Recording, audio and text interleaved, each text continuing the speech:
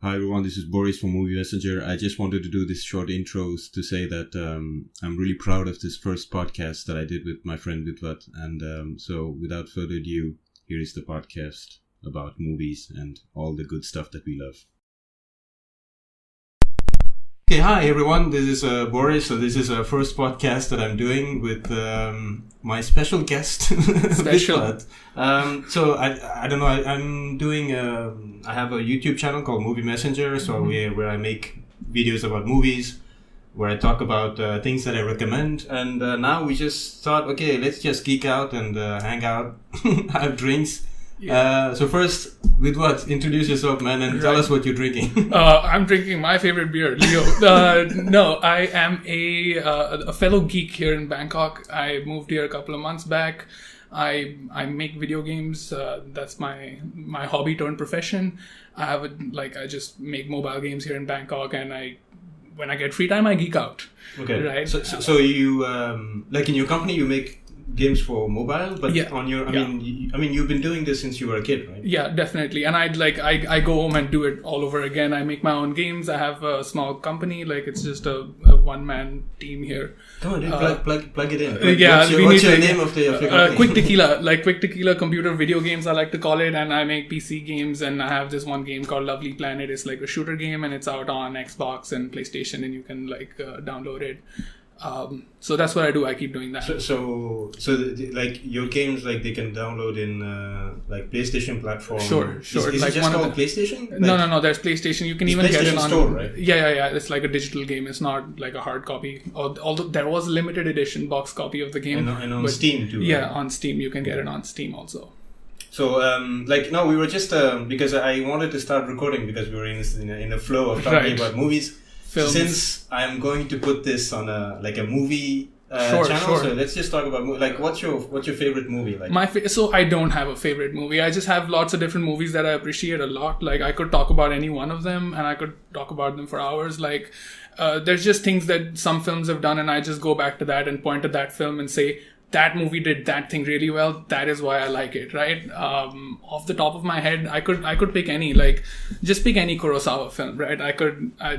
Those movies were just amazing, and they've been around for decades. And I look at films today, and I'm like, wait, why isn't anyone doing that crazy stuff still, right? Yeah. So I don't know, Rashomon, that film, I love that movie, right? It's I think there is okay, first of all, I think everybody is complaining about remakes and no room for original ideas, right? So, I remember going to Wonder Woman, which I love because I'm a huge comics fan and I love superhero movies. But when I was watching on the movies which were showing at the moment, it was Baywatch, Wonder Woman, some two other movies which were also based on something, so there are no original. For example, have you seen Get Out? Because we were talking about horror movies, but this is kind of it's not really pure demon sort of jump scare horror. This is like you were saying, this sort of terror more than horror. This it sets a mood where, and it's what he likes to call a social horror because it talks about racism, but in a really how we see racism basically now in this. Quote unquote liberal world. So it's really good. So we didn't have any script for this podcast. Right. What I said is we just do whatever we do usually. It's just geek out and recommend stuff to each other. And I could use more cool films to watch, right? Always. I need to know more about all those people. I hear about films from everywhere, right? And I just recently I watched Dunkirk, and now I'm listening to Chris Nolan talk about Dunkirk, right? And he's talking about weird films from the 60s, some Italian films, some French film. I'm like, need to go and watch that, right? Because you don't hear about those anywhere. You go to IMDb and that's I don't know, number 161 of top 250 films, and I'm like, who's gonna tell me to watch that, right? I'm not gonna go down that list and not watch all of them. Now if Chris Nolan is telling me to watch it, maybe I should, maybe I should. That's how you what I call, use the expression, fall in the rabbit hole. It's definitely you sort of like a director, and then either you watch all the movies that director has done, which is easier now with IMDb. Sure. And then, or you watch interviews because you are so fascinated about the process of filmmaking that, maybe you won't make a film in your lifetime, but you are just fascinated in a way. Like, right. You just want to know more about it, and that's how you do it, right? And also, I think like the best fans become the best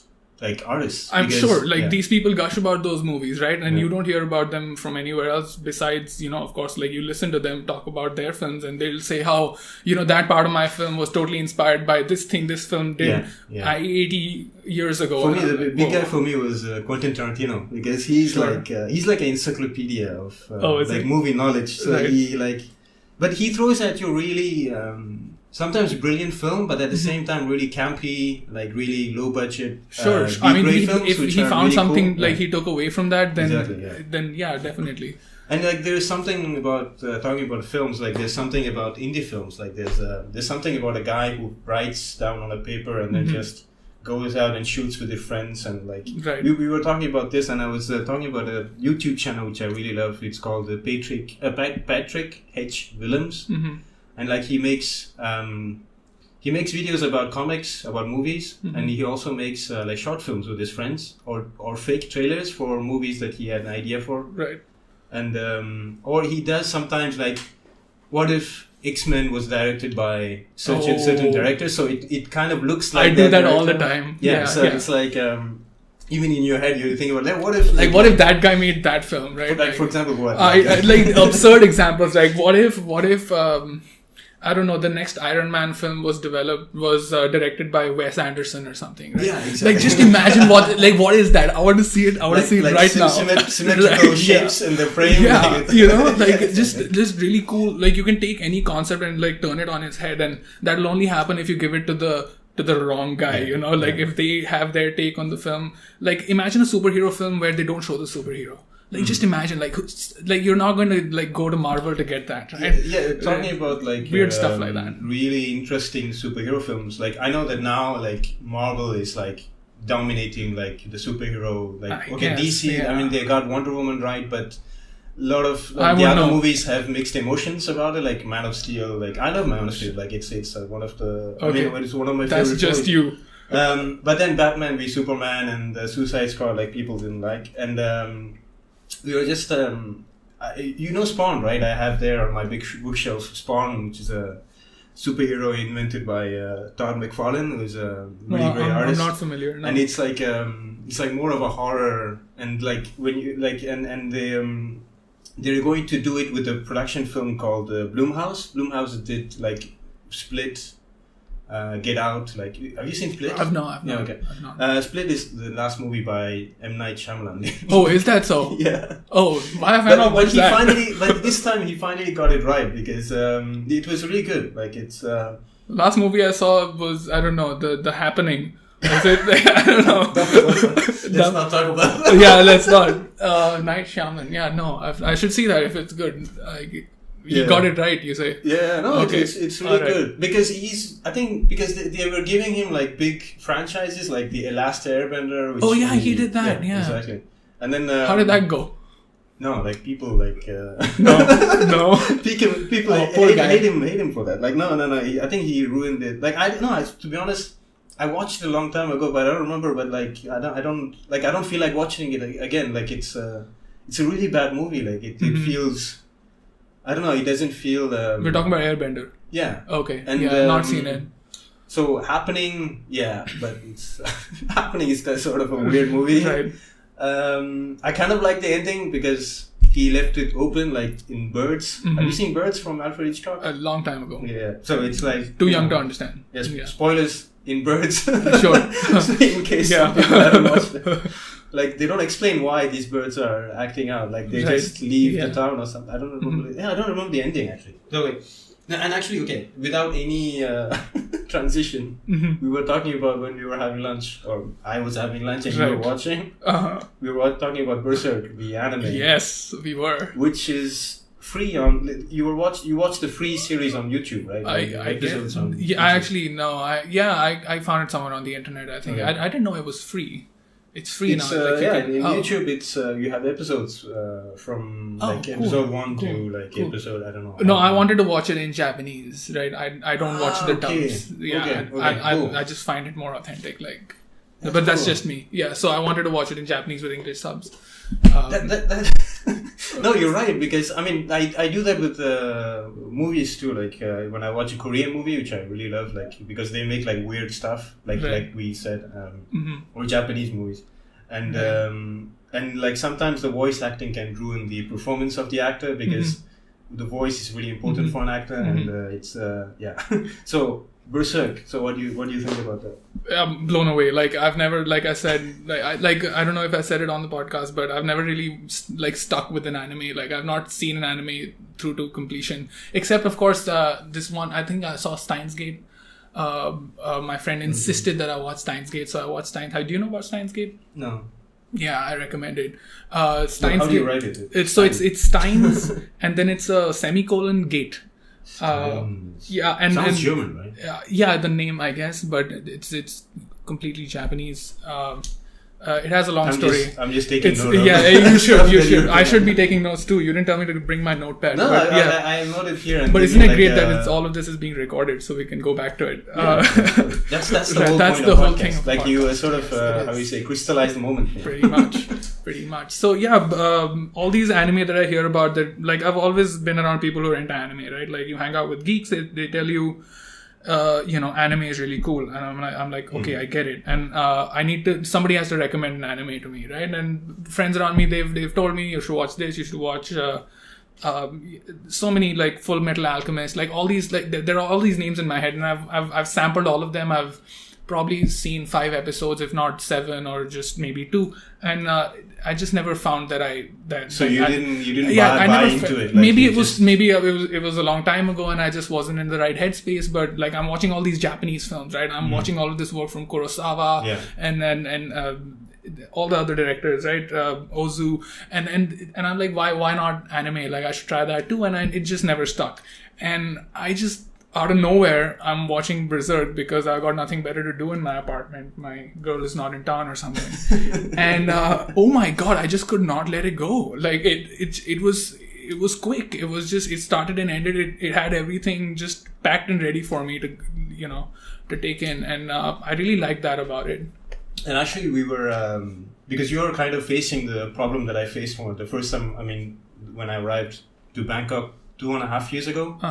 Which was like, because I like to buy comics, like even though like they take space and like I have to like find a way to move them with me when I move. I still love that paper format, like to read it and turn the pages and stuff. So I was looking for a comic book shop or a manga shop with English manga, but I couldn't find it. So I mean, I found there was some manga in English in the Bangkok Culture Center, Art and Culture Center, the BACC, I think. Been there a couple of times actually. Yeah. Never. And now like they told me like now there's a Kinokuniya, which is a shop in Siam. You told me about that. Yeah. And they have a huge collection of manga. I think I got in touch with them over Facebook, and they were just like, "No, Berserk, no, we don't have that." Yeah. Which I was just like, great. The one thing that I was looking for. No, but I think when you look at the artwork and the kind of detail that went into it. Oh my god, it's really I've seen amazing. glimpses of what the Berserk manga looks like. But if you wanna, I mean, it's not the right way to read a manga, but there is a YouTube channel where the guy actually sort of narrates the story with the like an audio on book. The screen, like an audio book, but like with the graphics on the screen. He doesn't read every dialogue, but he sort of counts he tells the story of the page and stuff. So you should watch it, because when I draw, I like to have something on the background, like you mentioned, like something visual, which images like turning and stuff. So I usually put these videos on, flying, so it shows me like comic book panels, manga panels and stuff. So it's really cool. Yeah, so that's I should try that. But how did you find out about Berserk? Like, did someone? Like, so obviously, I've heard about Berserk before. Like the same friends, they told me Berserk, and they told me 10 other names, right? And I've known about Berserk, and here's the really interesting part. Like if you go back like to video games, there are lots of game developers who've made like classic games like the if you play video games, you would have heard about games like Dark Souls, right? And it's like it's a legend. Like that game it's game designers regard that as one of the best games that you can play. One of the hardest games. Also the hardest, but also like it's just the design of that game is really intricate, right? And every game designer has like lots and lots to say about it. And if you talk to the person who directed that game, the designer of that game will tell you the one thing that inspired me to make this game was what? Make one guess. Berserk, right? Like that, like Berserk is like an inspiration. Like you can see glimpses of Berserk characters, weapons, stuff like that, and also even the fiction, right? The way that game tells its story, it does it in a way that was. He's taking inspiration from all these different places. So I've heard the name Berserk from there as well, right? But like 2 months back, why I got into Berserk was probably just a completely different reason. Like I was on YouTube and there's some like 80s synth music playing, and I really like this song, and I scroll through the comments and everyone's like, oh, I wasn't expecting a Guts theme remix, and I'm like, what's the Guts theme remix, right? And I Google the Guts theme and I'm like, whoa, that name shows up again. Freaking Berserk, right? And I'm like, listen, I got nothing to do. I'm gonna try another anime, right? Good, yeah. I'm gonna try another anime, and just could not let it go. Ah, great. And so Guts, for those who don't know about Berserk, but is it? There's no way of. It's okay. First of all, children shouldn't watch this, even though it's an anime. Yeah. Even if it's a cartoon, like some people would say, anime, it's a cartoon, it's for kids, but no, it's not for kids. Not at all. Because it deals with like really violence and gore and really adult, it's also things, like mature things. Right. Yeah. They have like full frontal nudity and all of that, even. Right. Yeah.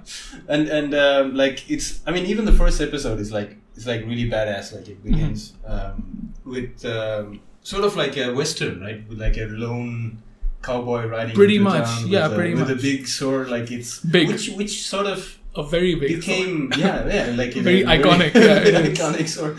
I don't know if it was. I'm sure it was. He was not the first one to wield this big sword, because that sort of became the sort of. Like a lot of characters in anime or manga. But I was told it all came from there. Like Cloud in Final Fantasy, like he also has that iconic big sword. Turns out it's Berserk is the first, like it's where it comes from. Yeah, that I might be wrong about this, but I have read about this, and like even in Dark Souls, like you'll find a character with a huge. Yeah. Where is that inspiration coming from? Like I don't know, probably before Berserk. But and I like this fact that the different art mediums inspire each other. Like there's the comics inspire the movies, and the movies inspire music, and the music back to, like sometimes someone listens to that music and makes something. It's really beautiful. That it is, and it's but I don't know if there's a big story that you can tell about Berserk. But it's basically a guy, like you don't understand why the guy has. Like he doesn't have an arm, he has a mechanical arm. Like and you kind of have to watch it to find out by yourself, like why he ended up that way and why is he angry? Like why? Right, it's a adolescent male power fantasy, right? Like here's this guy who's got like a big body, and he wields a massive sword, and he crushes everything that comes in its way. There's a sort of charm to that, and like everyone does that, but Berserk does something else also, right? You have this lone survivor kind of theme going through it, right? He's like this loner.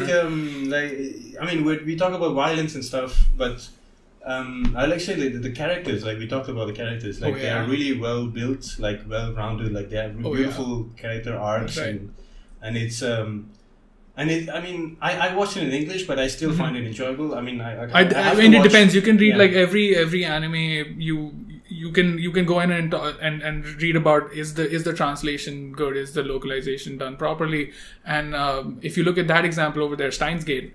The English version of it is just like a whole different anime, it turns out, like, and people recommend that over the original because the person who was doing the translation, they were just like, we can totally turn this on its head and make it even better. And I was like, okay, sure, I'll watch the one you recommend, right? But for Berserk, I didn't find any source that told me like it's infinitely better if you watched it this way. So I just picked Japanese. So I guess it's not that different for Berserk. Yeah. So it's so anime. That's a really big. I think like for example, the anime is like what from 1998 19. Yeah, I think so, 1998. But I'm sure the manga was like really like 80s. I think. Yeah, I think so. I'm not too sure about that. Yeah. It started off as like a column in some magazine somewhere. That's also the thing about what I like about comics, because if you want to make an animated movie, or like an animation like CG, it costs a lot of money. It's sometimes more than like live action, like because and then or like live action, it also takes a lot of money, and then but it doesn't cost anything to draw on paper, and that's why it, like the best ideas come from like I guess comics, like manga. Okay, that's really cool. And we're talking about the other movie. without any transition, going back and forth. What other movies? Because it's also like you watched Dunkirk, right? Yep. I watched Dunkirk just the day before. But don't spoil it for me, but just tell me. I won't spoil it for anyone because like I urge you to go and watch it because it's a different kind of Nolan film. In light of like if you look at his past couple of films, this one just really stands out because it's a complete U-turn in the way he's telling the story this time. It's a lot more. And for the first time, Nolan dealing with based on real facts. I guess, yeah. I mean, last two films that he did were just pure sci-fi. No, right? I don't think he did anything non-fiction. Like he always did like for example, the Batman was purely from comics. Right. Inception was his own idea. Yeah, and Interstellar was also sci-fi. Prestige was his own idea, I think, and yeah. So this is the first time. That's why it was really like. I think everybody has already their eyes on Nolan, but. This was like, okay, let's see what he does when it's... I kind of had my eyes on Nolan, like, because after Interstellar, I was pretty disappointed. Like, I'm one of those people who did not enjoy Interstellar. I didn't even want to watch Interstellar. Yeah, it wasn't for me. It's not my kind of movie. Like, I can appreciate it. There are some things that are really cool about it, but I went in expecting something completely different. I walked in expecting 2001, A Space Odyssey, right? And I got something completely different. Like... People enjoy it, but it's just not for me. It was too wordy, it was just... I didn't enjoy it. And then I was expecting something like that when I went in for Dunkirk. Like, I wasn't too excited about it. I was just going to be like the last couple of Nolan films. But oh my god, no, it's not. It's extremely visual. Like, the dialogue is to a minimum. If that's your thing, like, it's more cinema.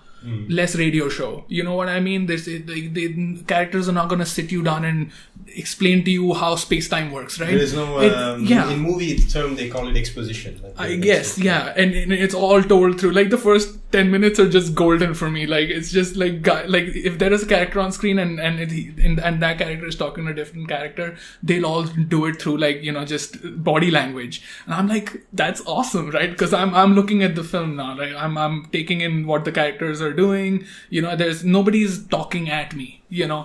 They're showing stuff. They're not telling me stuff. As the audience, I feel like I have more freedom now, to interpret what's going on the screen, and I love that so much, right? That's my kind of movie. So I'm biased, like I told you before. It's because Dunkirk is just my kind of movie. I enjoyed it for that reason. But it's like to connect it back, where like about the criticism of like remakes and reboots and stuff. Right. Sure. I think you have to be a powerful director like Nolan or Scorsese to like make like original ideas, or I mean it's not an original idea, but like still like to sort of like Inception. Like I heard a story that they let him make Inception only because he made a ton of money on Dark Knight. Because, That happens all the time. Here's the money, it's go. Same story. You go back to Kurosawa. He made The Hidden Fortress, which was like a box office hit, and they were like, okay, sure. By the way, Hidden Fortress, which is the inspiration for Star Wars. I know, right? Like it comes from there. Like I heard about that. I'm like that's awesome. And then they gave him money for doing his weird art stuff, like I don't know, Rashomon. That's where those movies come from, right? Because that guy just pulled off this big feat and makes a lot of money. I think there's a YouTube channel. I wrote it down also for you. It's like there's a YouTube channel called Film Schooled with apostrophe ed. I think I've seen that one. I've seen that one. They talk about the how Kurosawa is inspired. Ozu and I think there were like two main filmmakers. Yeah. And weren't they working under the pressure of the war or something? Like they had to make. It was around that like time. Propaganda films. Of course. That was that time. To make a certain genre of films. That happened then. Right. And then when they became famous, like they said, now we let this you is make, like the French French Revolution. No, like the French movies from back in the day. Like Godard. And all those people. Exactly. Where do they come from, right? Like even talking about Kurosawa, you'll find a lot of Kurosawa in Dunkirk. I'll just put it there. Like. There is lots of like Kurosawa inspiration in Dunkirk. Like you've seen it in the trailers even, like those giant shots of like, I don't know, thousands of people on the screen looking up together. Yeah. Like those reaction shots, beautiful, just amazing. And it all comes from Kurosawa films. Like he pretty much championed that, right? Giant armies like reacting to stuff. Yes. It's awesome. Nobody does motion like that.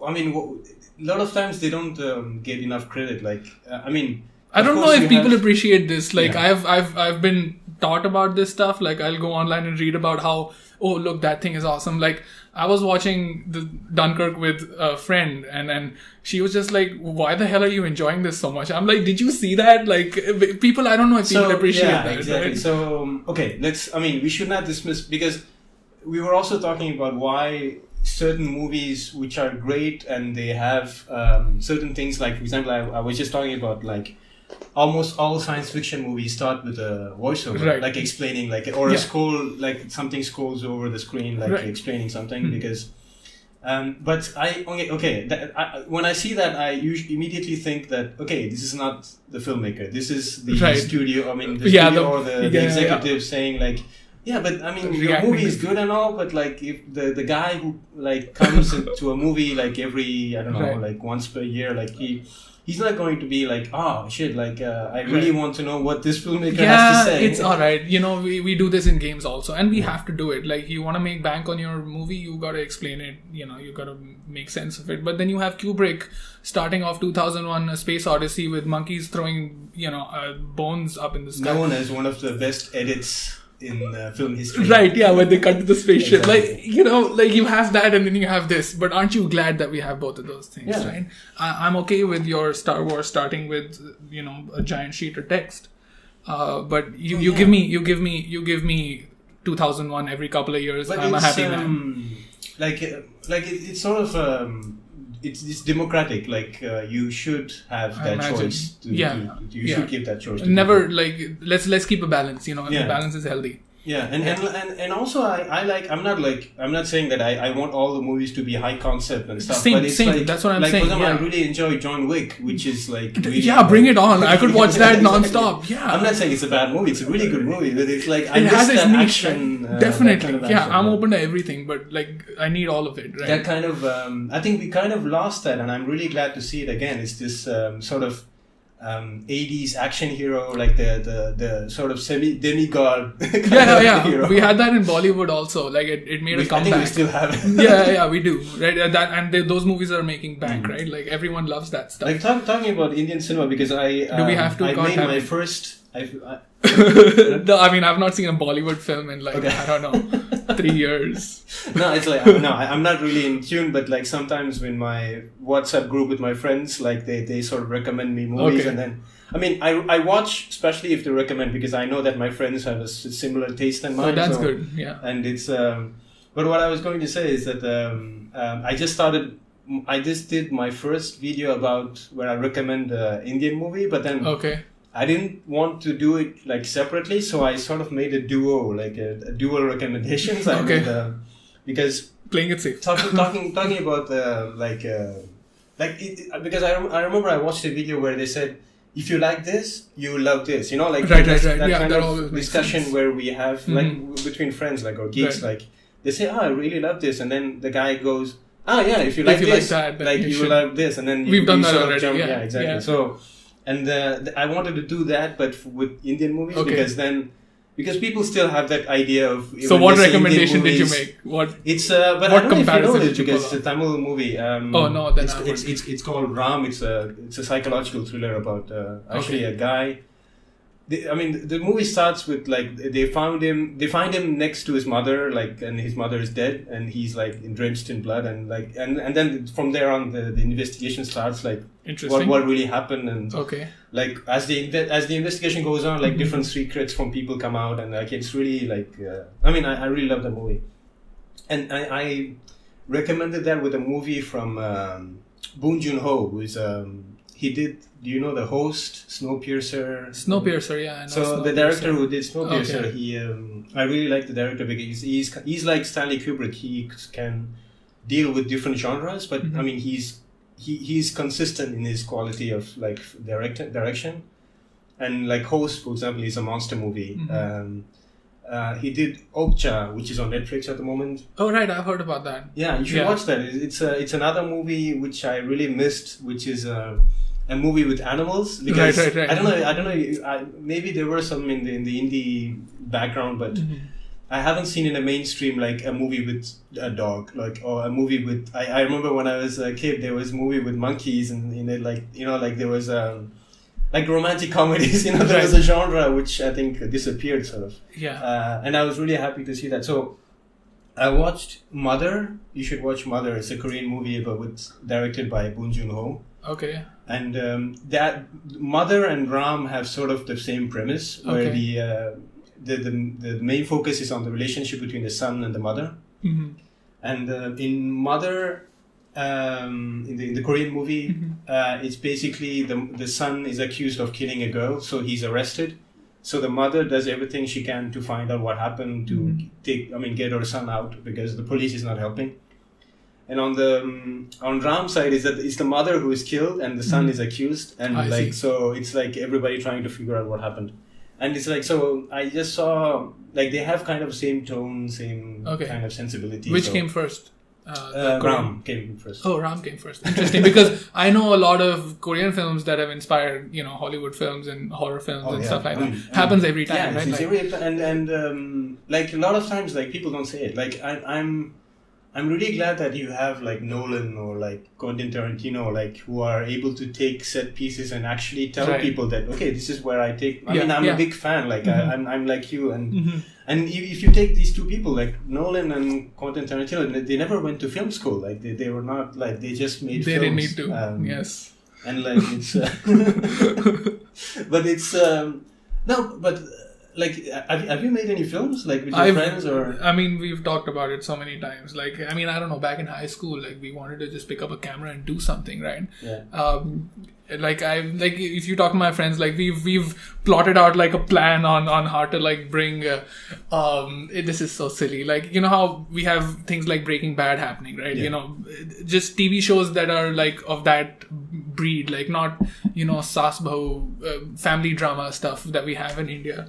How do we bring that TV show, those kind of TV series to India? And we're plotting like this, it has to be relatable. People have to understand, it has to have context, it has to be Indian. And then, like we've done all of that, but obviously we've not picked up the camera and, spent money on and time on. So are you saying there's a script of a series that you guys... The script does not exist, but trust me when I tell you, we spent long nights talking about that stuff because we were just so excited about it, right? Because it made a lot of sense. But then, I don't want to say like I don't want to say that you never watched films, but like Indian films, but you still, because last year you told me you were in the US and like now you're in Thailand, so. Right.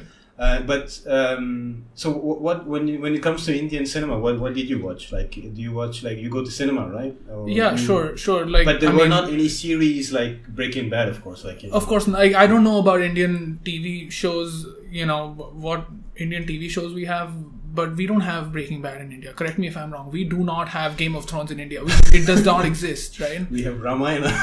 I guess, right? But like, I don't know what does the Indian youth watch on TV? But right? It's like, but have you seen, like, in BTS? I was surprised to see. Yeah, like, in Thailand, like, everyone's watching that Ramayana stuff. Yeah, right? And there's a Thai series people about love Hanuman. That. Like, they love that. Yeah. I met this one girl. She was doing translation work on that stuff. Like, people are really into that. I did that last week. Like, not for subtitles for Tamil. They were looking for people to translate. Right.